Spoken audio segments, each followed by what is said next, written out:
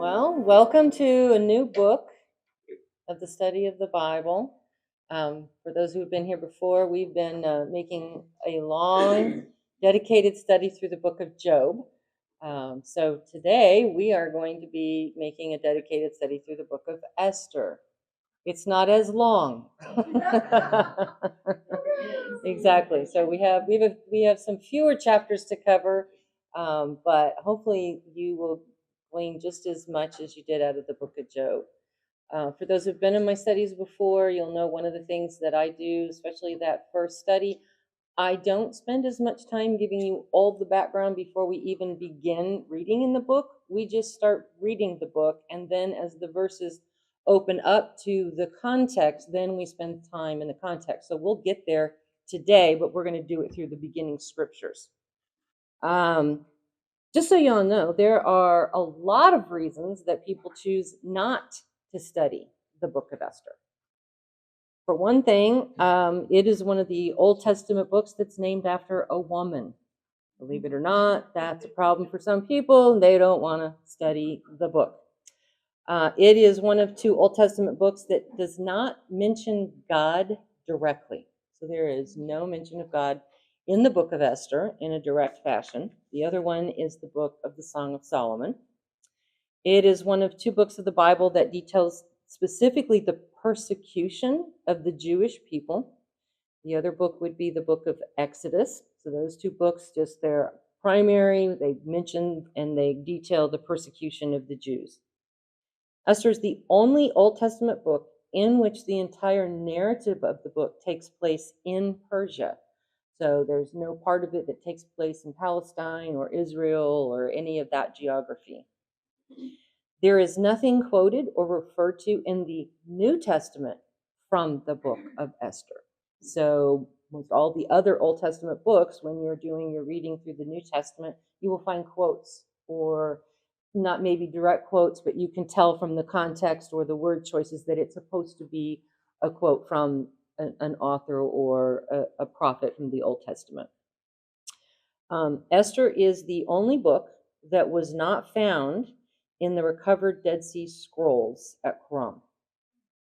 So this discovery was made in 1947, where there was a full copy or a section of every Old Testament book that was found there except the book of Esther. So it's excluded for some reason. So Esther also contains the account of the origin of the Feast of Purim. It is one of the two festivals that are celebrated in the Jewish community that's not found in the Mosaic Law, the other being Hanukkah. So those two are celebrations in the Jewish community that are not found in the Mosaic Law. And so Esther is the book in which that feast is celebrated, and we'll get into a lot more detail of that as we get towards the end of the book. There appear to be some moral and ethical decisions by the Jewish characters of the story that seem difficult to justify. And we will discuss those as we cross them in our verse by verse study of the book. So, with this impressive list of all the reasons people choose not to study the book of Esther, why would we take an interest in studying such a book? Well, I would contend, first of all, that the Council of Hippo in AD 393 and the Council of Carthage in 397 both included Esther in the canon. So the fact that God not only is the author of the entire book, that he obviously can serve as a really good editor, he decided to make sure that it was included in the works. And so I think it's important that we study it. So it was preserved by God in his word, and we can trust that he will direct us there, and there is something for us in the scriptures.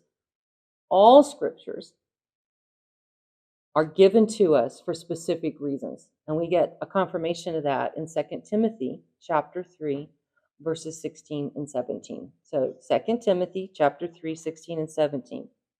All scriptures inspired by God and profitable for teaching, for reproof, for correction, for training in righteousness, so that the man of God may be adequate, equipped for every good work. So we can conclude that Esther will meet these same standards and provide this kind of encouragement for believers. So with that being said, let's now step into Esther, and we'll do chapter 1. We'll begin with verses 1 through 8. Now it took place in the days of Ahasuerus, the Ahasuerus who reigned from India to Ethiopia over 127 provinces. In those days, as King Ahasuerus sat on his royal throne, which was at the citadel in Susa, in the 3rd year of his reign, he gave a banquet for all his princes and attendants, the army officers of Persia and Media, the nobles and the princes of his provinces being in his presence. And he displayed the riches of his royal glory and the splendor of his great majesty for many days, 180 days. When these days were completed, the king gave a banquet lasting 7 days for all the people who were present at the citadel in Susa, from the greatest to the least, in the court of the garden of the king's palace. There were hangings of fine white and violet linen held by cords of fine purple linen on silver rings and marble columns, and couches of pure gold and silver on a mosaic pavement of porphyria, marble, mother of pearl, and precious stones. Drinks were served in golden vessels of various kinds, and the royal wine was plentiful according to the king's bounty. The drinking was done according to the law. There was no compulsion. For so the king had given orders to each official of his household that he should do according to the desires of each person. All right, so we begin back in verse 1, and verse 1 reveals when the story took place in history by identifying it took place in the days of Ahasuerus. And this is the Ahasuerus who reigned from India to Ethiopia over 127 provinces. So this was a ruler of an expansive kingdom geographically, with the detail of it extending all the way from India to Ethiopia. This was a ruler, the Persian name is Shirija. It was translated Ahasuerus in the Hebrew. In the Greek, it is translated as Xerxes. I don't know about you all, but it can be very difficult for me if one person can't just keep the same name when I'm trying to do research. So I share that with you so that if you do some research, if you want to get more into the history, you'll know that there's different cultures that have referred to this particular person by different names. So don't let that be a confusion. It is important to know that this ruler can be referred to by those names. How this man became king and what the circumstances were surrounding his transition to power historically are important to understand what is revealed next in the narrative of Esther. So the book of Esther doesn't give us all the background. We go outside the Bible for some of that historical background. So Ahasuerus was the son of Darius I of Persia, who was son of Hapsdes and Otasha, daughter of Cyrus the Great. So Darius I, also known as Darius the Great, ruled from 521 to 486 BC for about 36 years. Darius I had selected Ahasuerus as his heir before preparations were made for a journey he was planning on taking. This was the expectation of rulers at that time in the Medo-Persian kingdoms. He was to leave in 487 to 486 BC, but his failing health prevented him from leaving, and he died in 486 BC. So Ahasuerus was crowned in late 486 BC, and he was about 36 years old. All of that's important because we need to know the background of what occurs as this man enters into being a king. So, knowing about his father, King Darius I had established his kingdom and expanded his kingdom through marriage alliances, great building projects, and military dominance. So that's the man that had been the king prior to Ahasuerus.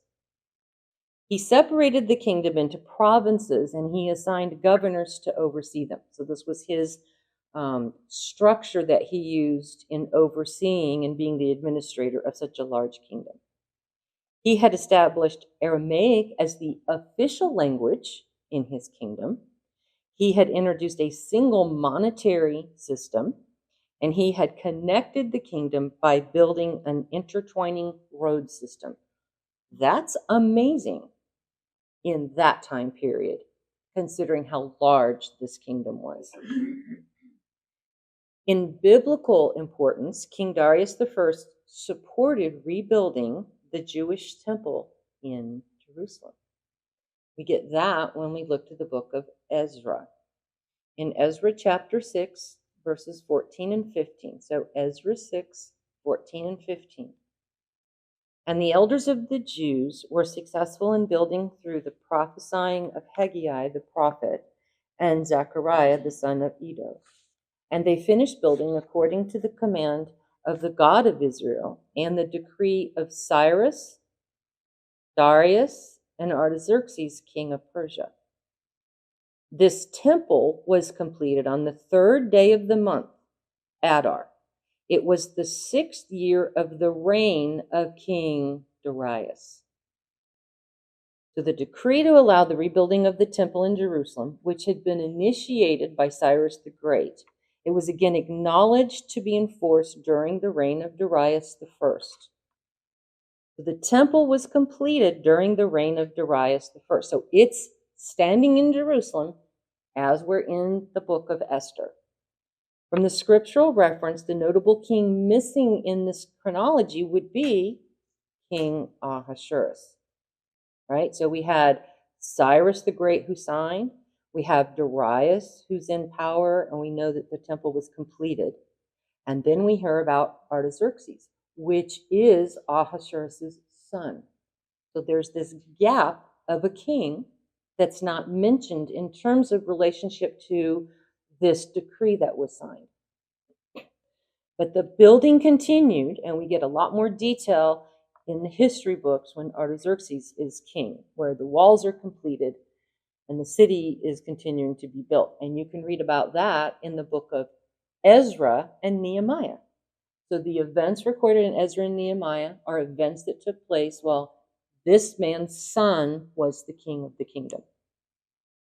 But the book of Esther provides us with the importance of King Ahasuerus to the Jews.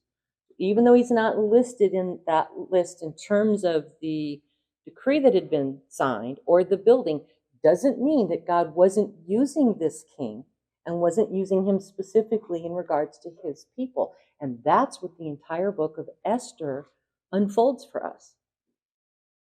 In verse 2 of Esther, it establishes that there was a royal throne to be at the citadel of Susa. So the capital city of Elam was Susa, and it had been rebuilt by Darius I as one of his capital cities, right? So they had multiple capital cities that they could move around to that were fortified and a place in which everything of convenience was there for the king, protection, folks from the kingdom could gather. And if you think about it, that would be wise for a lot of reasons. First of all, if you're a king, you might want to be in a warmer climate when it's cold somewhere. But more importantly than that, for this vast kingdom, it would be easier for the king to move around and then have individuals come and sit in court with him and discuss things than to expect everybody all over the kingdom always to move. But that is what we see happening in the book of Esther. But just for a note, it wasn't like, when we established the capital of a state, it just stays and that's the only one. In this large kingdom, there were several cities that could be utilized as their capital. So the capital wasn't the city name, it was where the king resided. Wherever the king resided, that city was now the capital because that's where the decisions were being made. In verse 3, the narrative begins in the 3rd year of his reign. It is critical to understand the history of what preceded Ahasuerus' ascension to the throne and what transpired during the initial transition of power. This is important understanding in what takes place in the 1st year of his reign and how it influences what is revealed to us in the book of Esther. King Ahasuerus had dealt with revolts from 2 major powers that had been going on years before he ascended to the throne, and that would have been in Egypt and in Babylon. Those were not the only revolts. We are talking about a massive land area. There would have been minor revolts, but the two large ones that are identified in history occurred in Egypt and in Babylon. Many historians agree that the taxation to do all of the building projects and the military campaigns that took place under Darius I was a major reason for these uprisings. The appointment of Ahasuerus to succeed Darius I was not welcome in many parts of the kingdom because he was seen as the one who would continue to rule as his father had.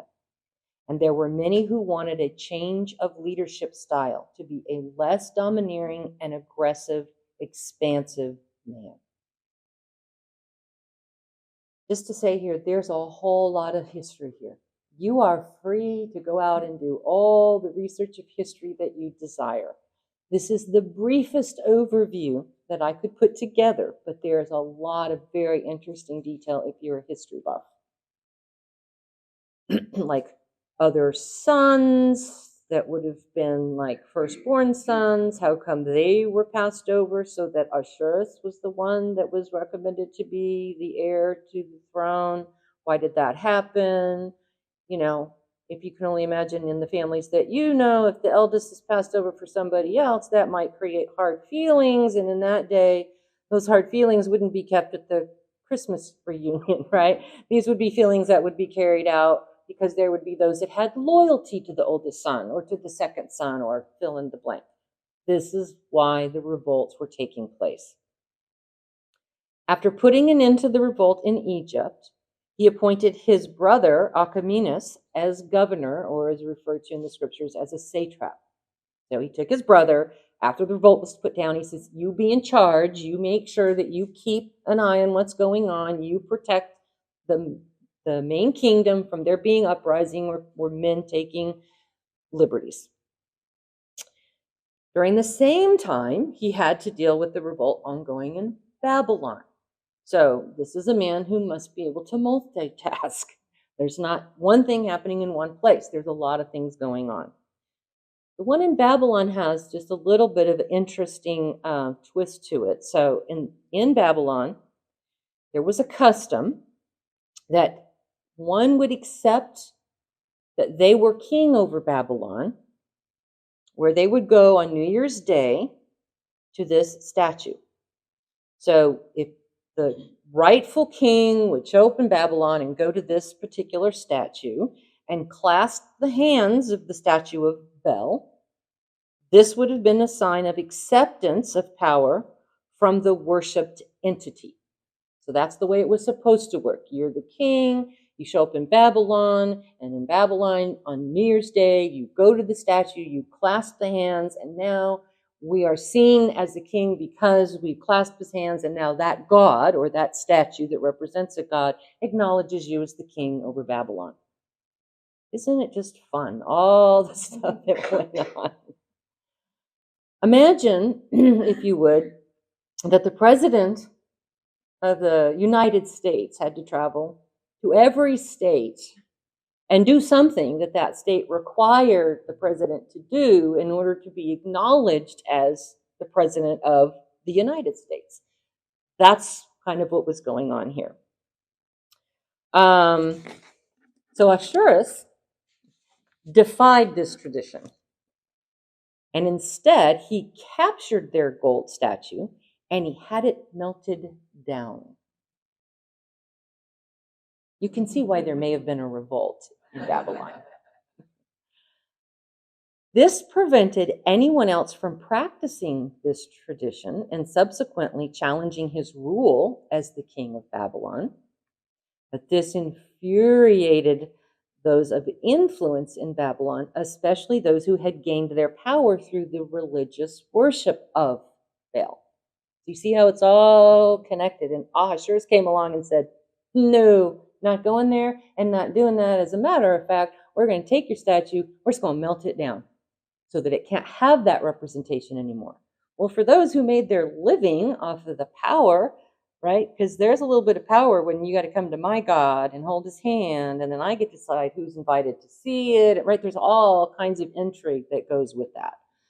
Needless to say, he created quite an uprising because the elite of Babylon were not happy. So they didn't like this guy. They didn't like what he just did. So we have a huge uprising that had to be put down. He also, this would be Ahasuerus, did not recognize the title of king of Babylon, but instead he was the king of Persia and Midian. In other words, king of all. And he did not need to add king of any of the regions that he was over. This was a significant insult to the subjects of Babylon. So this contributed to the revolts that happened in both 484 BC and 482. This is a very simplified description of what took place in the transition of Ahasuerus to leadership from his father Darius I in regards to these two specific revolts. So again, each of these you can go read all kinds of detail in history and get a lot more information. One of the areas of immediate concern that were to be handled, Ahasuerus focused his attention on an unresolved issue with the Greeks. Ionia had begun a revolt during the rule of his father Darius I and sought support from the Greeks, which the Greeks were more than happy to provide. Working together, they burned the city of Sardis, but then had to retreat, suffering heavy losses. So this attack on Sardis could not go unpunished by Darius I, and he swore to punish the offenders by burning down their capital cities of Athens and Eurydia. This also encouraged Darius I to decide to subjugate the Greeks and add them to his vast kingdom. So this attempt ended in what was known as the Battle of Marathon in 490 BC. The Greeks were victorious in defeating the Persian advances. All the intrigue is building. This is all important as we're going to finish these verses in Esther chapter 1. Darius I took several years in preparation for his next attempt to deal with the Greeks and to carry out his intentions of burning down Athens and Eurydia. However, he died before he could finish the endeavor. So, as Ahasuerus was dealing with the uprisings of Egypt and Babylon, he was also preparing to finish what his father had intended to do against the Greeks. Remember, he's multitasking.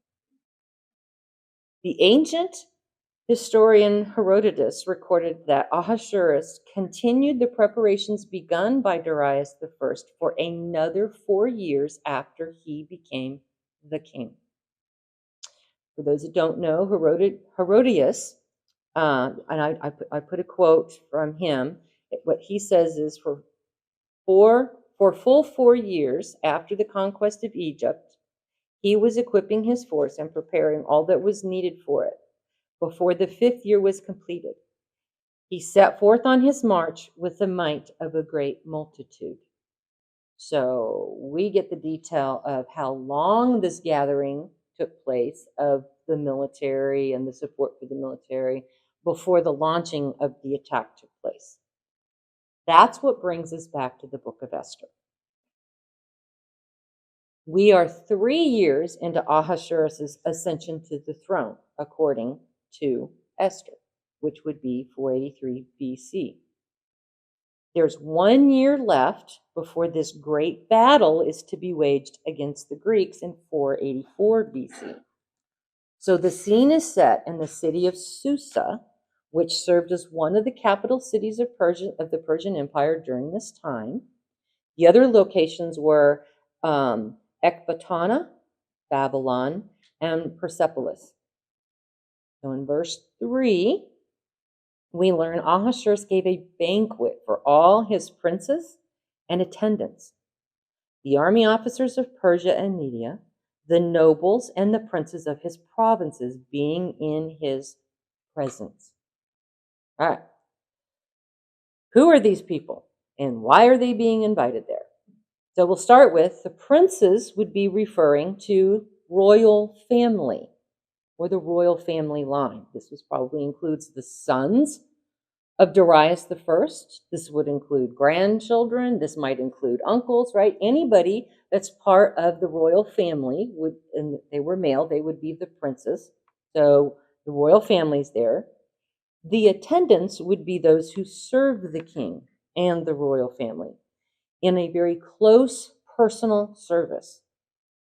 It was an honor to be serving the royal family. So, unlike when we hear the term servants, right? We have American history about servants and how servants have been treated, and that we need to set that aside when we use the term servants for this culture and for this time in history. When you served the royal family, it was a position of prominence. People desired this position probably more than any other job going. One of the things I'll have you think on, there's a lot of people that kind of, I don't know, they read romance novels or they'll read different stories or watch a thing on TV and they're like, oh, I wish I could have lived back when, right? And they fill in the blank and they see themselves as, I don't know, the lady in waiting in the fancy dress, coming down the stairs and sipping their wine and taking naps, right? Let me just reassure you, the number of people in the population that got that privilege was teeny, teeny, teeny, tiny. So most likely, if you suddenly were to have a time travel and go back there, you'd be not there.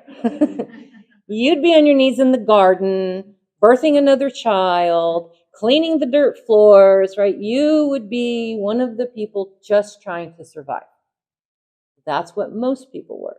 So that gives you a picture of why it was such, I don't know, a privilege to serve with the royals, because you got to eat their food and drink their wine and probably sleep in some pretty good accommodations. Oh, and be safe from people attacking and killing you, right? All of those things would have gone with it. So you can see it's a different word for servants and attendants.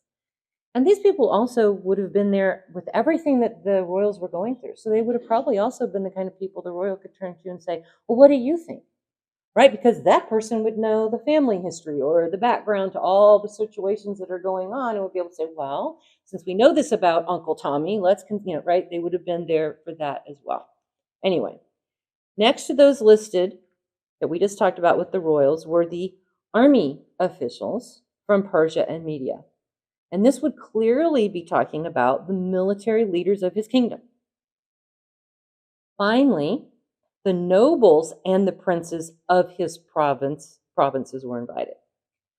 So the number of the provinces of this kingdom was defined for us in verse 1 as 127 provinces. These would be those who were the current leaders of the provinces and those who were connected to those leaders as maybe successors. So it's a pretty vast list of individuals who've been invited. So since we've established that the king was intent on waging a massive battle with the Greeks, right? We're into year 3. He leaves in year 5.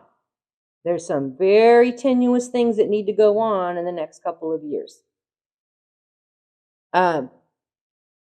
So this massive battle with the Greeks, not long after his father, Darius the First, had suffered a humiliating defeat, and the specific makeup of the people that are invited, it would seem logical to assume Ahasuerus would be encouraging their collective support to be successful in whatever endeavor he wants to engage in next.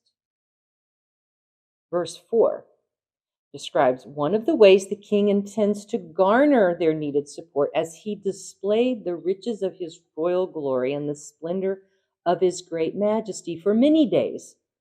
But we're told specifically for 180 days. So, throughout history, many leaders of nations have put on display their might and their wealth to encourage those to support them, as well as an effort to intimidate those who might stand in opposition.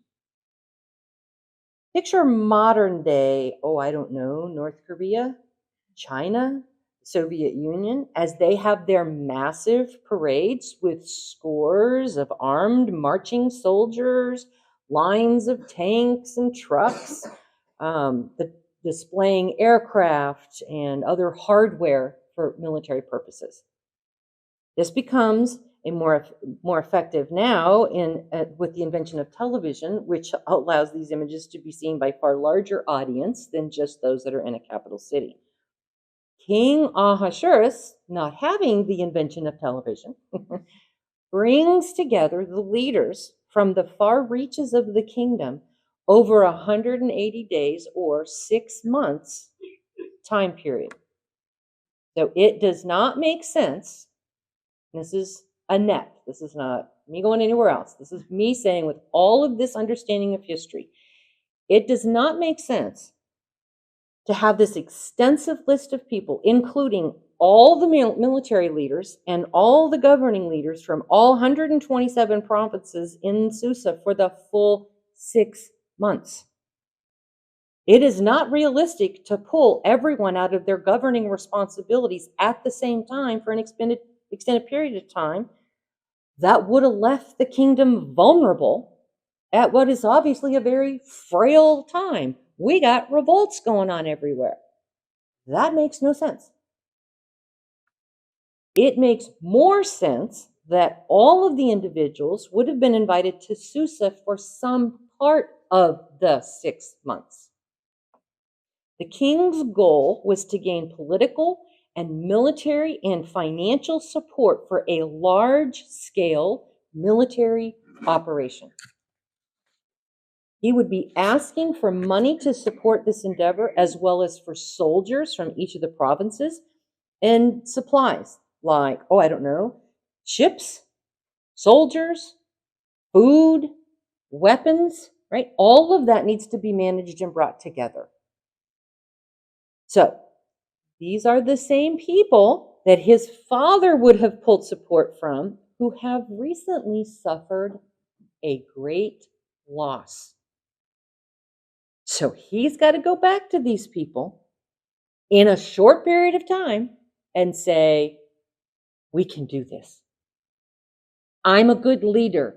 We have plenty. We are a wonderful kingdom together. We're great. We're glorious. We can carry it off. That's what this is. It's a hoorah, bringing them together, getting everybody to support it, and probably having discussions with the different provinces about who was going to provide what. Right? If you were a province that happened to be known for your shipbuilding, then the king would probably, or his advisors would be having conversations with you about how many ships could you get done in what period of time, and when could you have them delivered, and how would you get them across ground to get to the waters, right? All of these details have to be taken care of. In verse 5, we hear, and it says when these days were completed. So when the 6 months was done, the king gave a banquet now lasting for 7 days for all the people who were present at the citadel of Susa, from the greatest to the least, in the court of the garden of the king's palace. Okay. So at the end of the 6 months of political maneuvering, there is a week-long event held in Susa. There is a declaration made that this was for all the people who were present at the citadel of Susa. What is a citadel? And I ask that question because we don't just toss that term around in our modern language, right? So from Wikipedia, the free encyclopedia, a citadel is a core fortified area of a town or a city. It may be a castle, a fortress, or a fortified center. The term is diminutive for city and thus means little city, so called because it is a smaller part of the city in which it is in the defensive core. That's what the citadel was. It was not all of Susa. It was a section within Susa. It's the citadel of Susa. So we can ask who would have been staying at the citadel of the capital city where the king's palace was being used as his residence. Think about it. Are they all there? Are all the people we just talked about that had been there for 6 months in and out, did they all stay at the citadel? That doesn't make any sense again, right? For all the reasons we just talked about. Most likely, there are representatives from all parts of the kingdom who would spend time here. We might compare that to our modern day ambassadors. Those that were left from the provinces who would represent the provinces in the king's court. Verse 5 clarifies that this invitation was from the greatest to the least. This group has already been defined as those that were present at the citadel, and it would appear each of the representatives would be invited no matter the size of the province that they represented. Think about it like our U.S. Senate. It doesn't matter what state you're from, how small in population or large in population it is, you have an equal vote. You are represented from the least to the greatest. That is what I believe we're looking at here and why that is included, from the least to the greatest. The 7-day banquet was specifically held in the court of the garden of the king's palace. In verse 6, we get visual details regarding the lavishness of this banquet, as there were hangings of fine white and violet linen held by cords of purple, fine purple linen, on silver rings and marble columns, and couches of gold and silver on a mosaic pavement of I don't know how you say that for sure, porphyria, marble, mother of pearl, and precious stones. Each detail given is a vision of extreme opulence. Huge linens of white drapery everywhere, not commonly found as in our day. There was no Bed Bath & Beyond or anything else to run down and grab it, right? These were massive undertakings. The purple linen was particularly highlighted here because it was displayed as a royal setting. So purple was a color that was reserved for royalty to either wear or to use, as purple was a very costly color to acquire. The sparkling gold and silver couches would have been laden with probably some very comfortable cushions, and the mosaic floors everywhere would be reflective of any of the light that would be provided. Close your eyes and just picture that. Picture the white linen blowing in the breeze and the purple that highlights it, and the gold couches with beautiful, extravagant cushions for comfort. And every floor sparkles with whatever light, like during the daylight, sunlight is going to be reflected off of it. At night, whatever artificial light of candles or lamps or whatever, it's beautiful and it's stunning. And it's to have a very particular impact. The king wants everybody to understand, I'm great, I'm wonderful, I'm meant to win this. We need to do it together. Are you with me or not? It's an encouragement, but don't forget, it comes with what? And if you're not with me, beware. It comes with both of those, right? Human nature doesn't really change all that much, does it? So the details given here would be a strong indication that the author of the book of Esther was present and was an eyewitness to the events being recorded.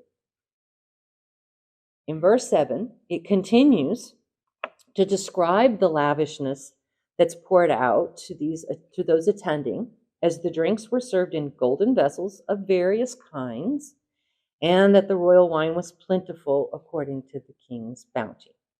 So, the Persians were known for their artistry, and it was displayed in the creation of beautiful golden vessels, again demonstrating the splendor of the king's court.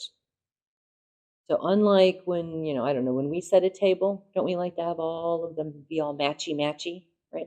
Matchy-matchy wasn't a thing then. That wasn't what made it special. It was that they were all unique and different. You would see, like on the wall, you don't have the same painting, right? You have a variety. This was artistry laid out on the table. There was a variety. There are some writers, because I've looked at quite a few commentaries, who have asserted that these just may be the vessels that were removed from Jerusalem by King Nebuchadnezzar. But that would not line up with the historical events, as these had been returned to Jerusalem back under King Cyrus. We see that in Ezra chapter 5, verses 13 and 14. So Ezra 5, 13 and 14. However, in the first year of Cyrus, king of Babylon, King Cyrus issued a decree to rebuild this house of God.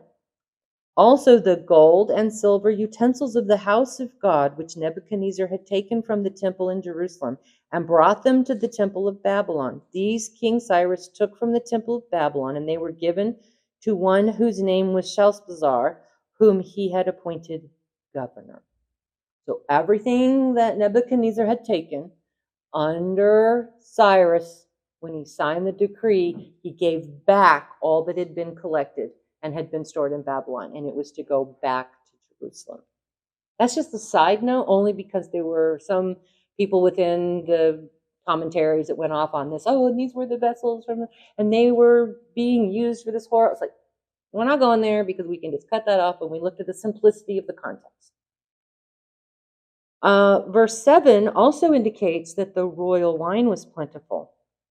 Basically, not your table wine, your table wine like we might have. This was to impress, and the volume was significant. So the quality and the quantity were to be excessive. Everything here is to describe an absolutely extravagant banquet. Verse 8 gives an interesting detail that the drinking was done according to the law. There was no compulsion, for so the king had given orders to each official of his household that he should do according to the desire of each person. Interesting detail. So, first, according to the law, there was not to be compulsion to drink. There are known customs of this time that compelled the guest to drink according to established traditions. Guests were often obliged to drink whenever the host drank. This would guarantee the host would not have more than the attendees. So there's logical reasons behind it, right? You wouldn't want the host having, 5 glasses and those that were there attending only having 1, because then the host might look foolish and everybody else could remember it. It's much better if we're all equally smashed. That was kind of the logic going on here. Make sure that we all had the same. Again, the law was created most likely to make sure that that wasn't what was happening, and that there wouldn't be individuals forced to drink based on what somebody else's decision was at the time. The fact that the scriptures record specifically that there was no compulsion to drink would support that this was how drinking was practiced at this particular banquet versus how it was practiced at other times. So it's specifically identified for whatever reason in the scriptures because it's set aside as something unique and it needs to be noted.